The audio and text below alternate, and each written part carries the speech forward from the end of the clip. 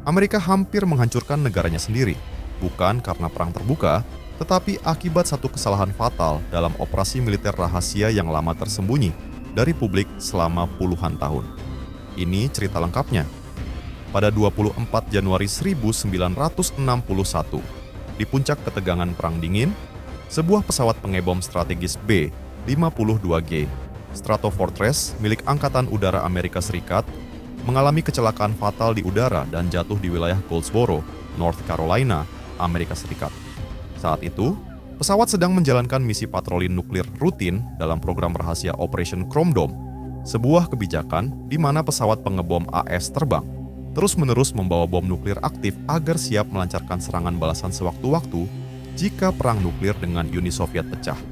B-5052 tersebut membawa dua bom nuklir tipe Mark 39 dengan daya ledak masing-masing sekitar 3 sampai 4 megaton, sekitar 250 kali lebih kuat dari yang pernah dijatuhkan di Hiroshima.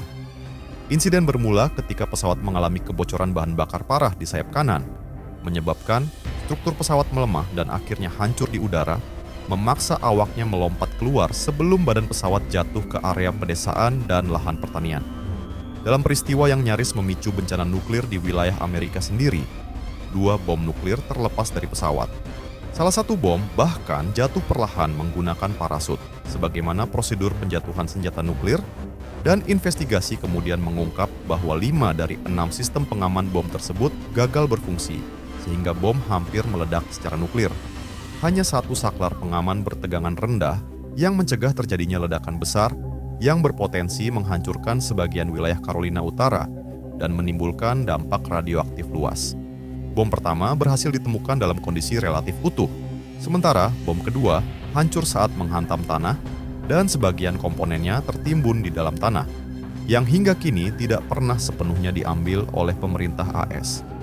Setelah kejadian tersebut, pemerintah Amerika Serikat menutup rapat informasi insiden Goldsboro, mengklasifikasikannya sebagai rahasia negara selama puluhan tahun, karena dianggap sangat sensitif secara militer dan politik.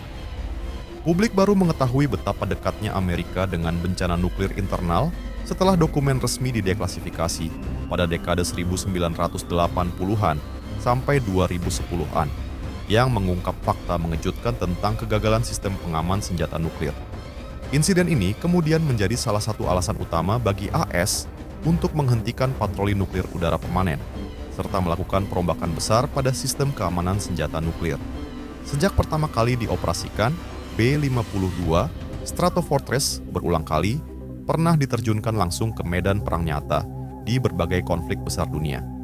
Pesawat ini pertama kali digunakan secara intensif dalam Perang Vietnam, 1965 sampai 1973, di mana B-52 melakukan pengeboman berskala besar di Vietnam Utara serta wilayah Laos dan Kamboja untuk menghantam target militer dan jalur logistik musuh.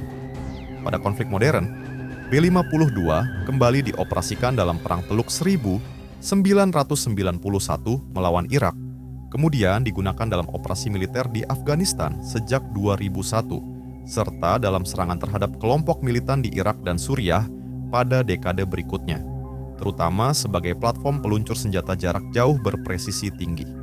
Meski dikenal memiliki daya tahan dan kemampuan terbang di ketinggian tinggi, B-52 bukan pesawat yang tak pernah jatuh akibat tembakan musuh. Dalam Perang Vietnam, sejumlah B-52 ditembak jatuh oleh sistem pertahanan udara Vietnam Utara, terutama rudal darat ke udara SA, 2 guideline buatan Uni Soviet, menjadikannya satu-satunya konflik di mana B-52 benar-benar mengalami kerugian tempur signifikan akibat pertahanan musuh. B-52 Stratofortress merupakan pesawat pengebom strategis jarak jauh yang dirancang dengan tingkat kecanggihan luar biasa untuk masanya dan terus berevolusi mengikuti perkembangan teknologi militer modern. Pesawat ini pertama kali dikembangkan oleh Boeing pada akhir 1940-an di tengah meningkatnya ketegangan Perang Dingin, dengan penerbangan perdana pada 15 April 1952 dan mulai dioperasikan oleh Angkatan Udara Amerika Serikat pada 1955. Sejak awal, B-52 dirancang untuk memiliki jangkauan antar benua, daya angkut senjata yang sangat besar, serta kemampuan terbang lama dengan pengisian bahan bakar di udara, sehingga mampu melaksanakan misi pengeboman strategis jarak jauh, khususnya membawa senjata nuklir sebagai bagian dari doktrin penangkal, deterrence. Keunggulan utama B-52 terletak pada desain rangka pesawat yang sangat kokoh, memungkinkan platform ini menerima berbagai modernisasi sistem tanpa harus mengganti pesawat secara total. Dalam beberapa dekade terakhir, B-52 mengalami upgrade besar-besaran, termasuk penggantian avionik analog menjadi digital, sistem navigasi berbasis satelit, GPS, radar dan sensor yang lebih canggih, serta kemampuan integrasi senjata presisi modern seperti rudal jelajah AGM-86, AGM-158 JASSM, hingga JASSM-ER yang dapat diluncurkan dari jarak ratusan kilometer tanpa harus memasuki wilayah pertahanan udara musuh. Pesawat ini juga tidak lagi bergantung pada pengeboman karpet, melainkan berperan sebagai platform peluncur senjata jarak jauh berpresisi tinggi.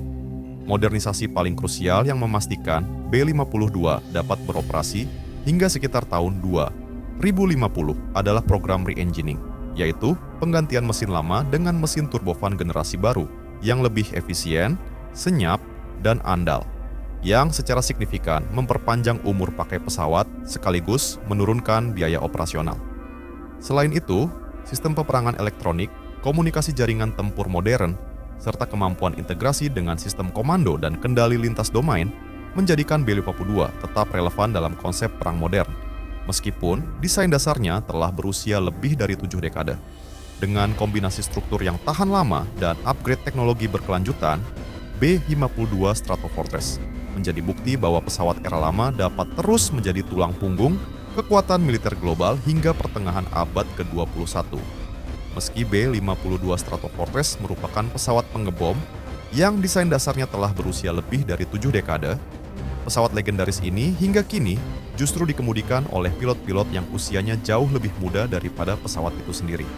Banyak B-52 yang masih aktif saat ini diproduksi pada awal 1960-an, sehingga secara usia struktur telah melampaui 60 tahun. Sementara pilot yang menerbangkannya umumnya berasal dari generasi milenial dan generasi yang lebih muda. Fakta ini menciptakan ironi unik dalam dunia penerbangan militer. Pesawat peninggalan era Perang Dingin diterbangkan oleh generasi yang lahir puluhan tahun setelah pesawat tersebut dibuat, namun tetap mampu menjalankan misi modern berkat pembaruan teknologi avionik, sistem navigasi digital, dan integrasi senjata mutakhir. Kondisi ini menegaskan bahwa meskipun usia kronologis B-52 sangat tua, kemampuannya secara operasional tetap relevan, menjadikannya salah satu contoh paling ekstrim tentang bagaimana modernisasi berkelanjutan mampu memperpanjang masa pakai alutsista hingga lintas generasi manusia.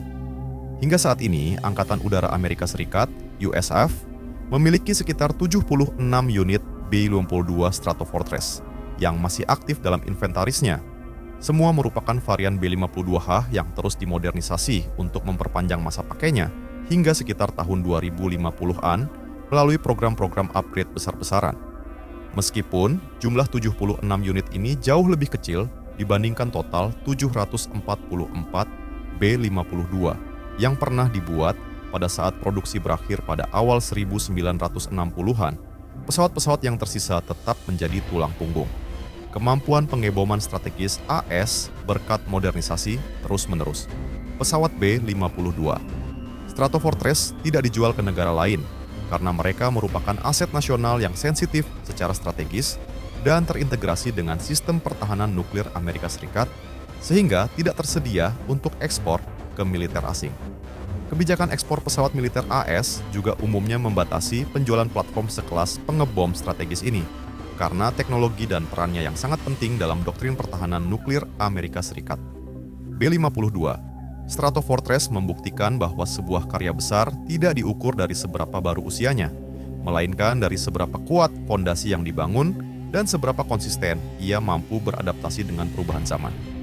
Dirancang pada era Perang Dingin, pesawat ini terus berevolusi melalui modernisasi teknologi, pembaruan sistem, dan visi jangka panjang, hingga tetap relevan di tengah kemajuan pesat dunia penerbangan militer.